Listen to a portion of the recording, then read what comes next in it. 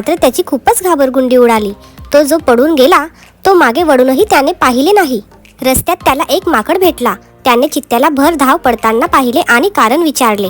चित्त्याने काय झाले ते सांगितले. माकड त्याला म्हणाले, अहो दादा, अहो कुत्र्याने तुम्हाला फसवले आहे. तो कसला चित्त्याचे मांस खाणार? चला मी येतो तुमच्या बरोबर. चित्त्याच्या डोक्यावर बसून माकड निघाले. कुत्रा अजूनही हरणाचे हाडे चघळीत होता. त्याने त्या दोघांना पाहिले. कुत्रा आता तयारीत होता.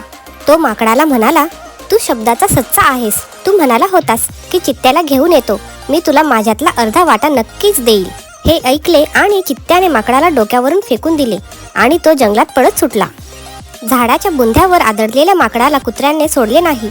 त्यालाही मारून त्याने चट्टामट्टा केला. मला वाटतं जंगलात राहण्यात धोका आहे.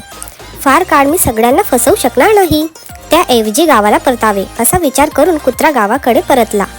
तात्पर्य: भीत्यापाठी ब्रह्मराक्षस.